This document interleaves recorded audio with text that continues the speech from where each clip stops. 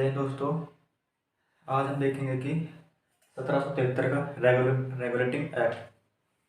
इसके तहत ही जो भारत की संविधान निर्माण की प्रक्रिया है वो सबसे पहले इस रेगुलेटिंग एक्ट 1773 के अंदर देखी जा सकती है। सबसे पहले जो ये रेगुलेटिंग एक्ट है 1773 के अंदर आया था, जो इसके अंदर सब बताया गया था कि कंपनी किस प्रकार शासन करेगी, कंपनी के क्या अधिकार होंगे, क्या अधिकार नहीं होंगे।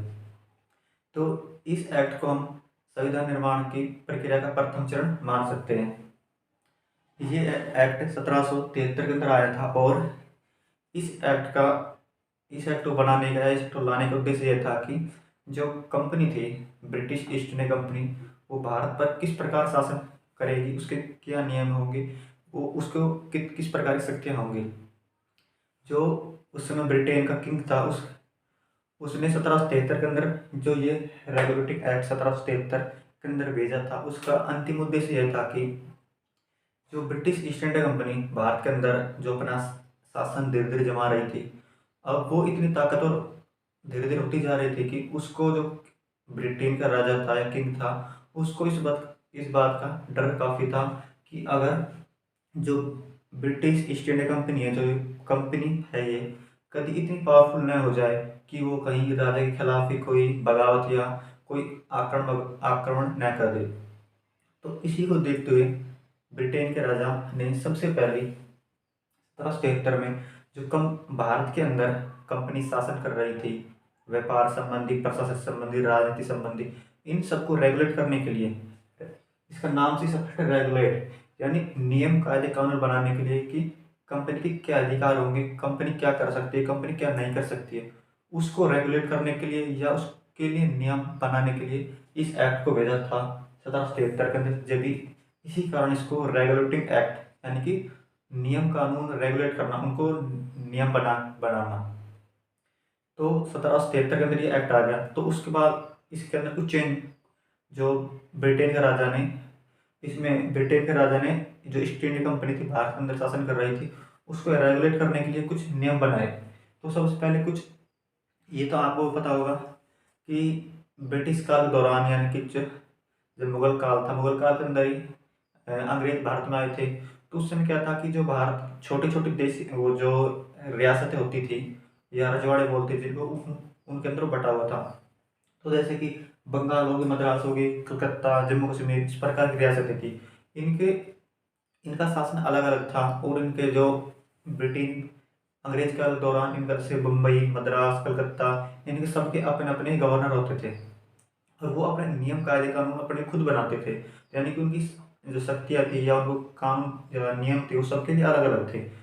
तो सबसे पहले 1773 के रेगुलेटिंग एक्ट के तहत क्या किया गया कि जो बम्बई और मद्रास जो प्रेसिडेंसी थी, उनको कोलकाता प्रेसिडेंसी के अंदर कर दिया गया। सबसे पहले तो ये कार्य हुआ, ठीक है। उसके बाद दूसरा कार्य क्या हुआ कि जो बंगाल के गवर्नर, बंगाल का जो उस समय का गवर्नर था, उनको तीनों प्रेसिडेंसियों का यानी कि एक बम्बई, मद्रास और दूसरी कोलकाता, इन तीनों प्रेसिडेंसियों का गवर्नर बना दिया और उसको कहा जाने लगा गवर्नर जनरल। जो बम्बई मद्रास का अलग अलग था उसको गवर्नर बोलते थे, और जो इन तीनों का मिलकर बनाया उसको बोलते थे गवर्नर जनरल। इस प्रकार से यहाँ हम देख सकते हैं कि एक केंद्रीय प्रणाली की स्थापना हो रही थी। जैसे कि वर्तमान आज है कि भारत में 28 राज्य हैं, इनके सबके अपने अपने गवर्नर होते हैं, राज्यपाल बोलते हैं हम। और उस सब उनको सबसे ऊपर हेड ऑफ स्टेट कौन है, वर्तमान राष्ट्रपति होता है। तो इसी प्रकार बंगाल और मद्रास गवर्नर अलग अलग थे, लेकिन जो उनको ऊपर, उन तीनों को ऊपर हेड बना दिया, किसको, कलकत्ता के गवर्नर को। ठीक है, यहाँ तक समझ लिया।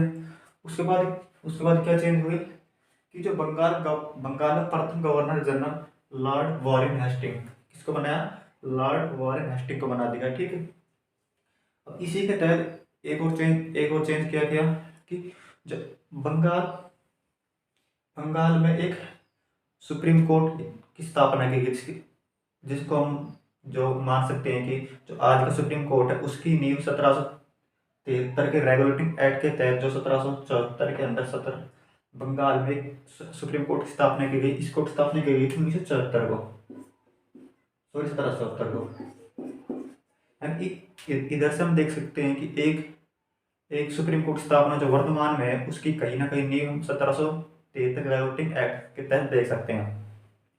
इस बात को आप ध्यान रखें कि जो रेगुलेटिंग एक्ट है वो भारत की आम जनता के लिए नहीं था, वो केवल जो British east India company Bharat में शासन कर रही थी उनके कर्मचारियों के सैनिकों उनके लिए था कि वो किस प्रकार शासन करेंगे, उनकी क्या शक्तियाँ होंगी और जो किंग है उनको क्या शक्तियाँ देगा, किस प्रकार शक्ति नहीं देगा, इसके लिए था। क्लियरली।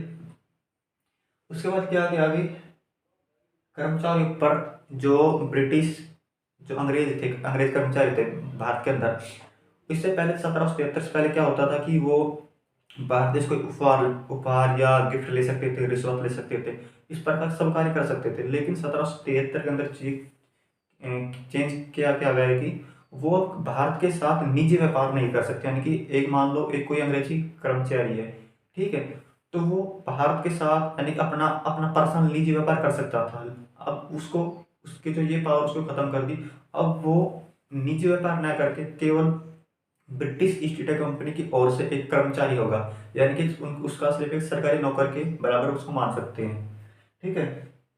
उसके बाद क्या गया, एक पॉइंट ये, कंपनी पर ब्रिटिश कोर्ट ऑफ डायरेक्टर का नियंत्रण बढ़ गया। अब इसका कार्य क्या था, ब्रिटिश कोर्ट ऑफ डायरेक्टर का कार्य यह था कि वो हर वर्ष जो भी जो ब्रिटिश ईस्ट इंडिया कंपनी है, जो अंग्रेज है, वो भारत से प्रत्येक वर्ष यानी कि उन्होंने भारत से कितना कर वसूला, कितना टैक्स लिया, उन्होंने भारत में क्या खर्च किया, उसमें उन्होंने सेना के ऊपर क्या खर्च किया, सेना की संख्या कितनी है, सेना क्या कार्य कर रही है, इन सब की जानकारी देना अनिवार्य कर दिया गया। ठीक है।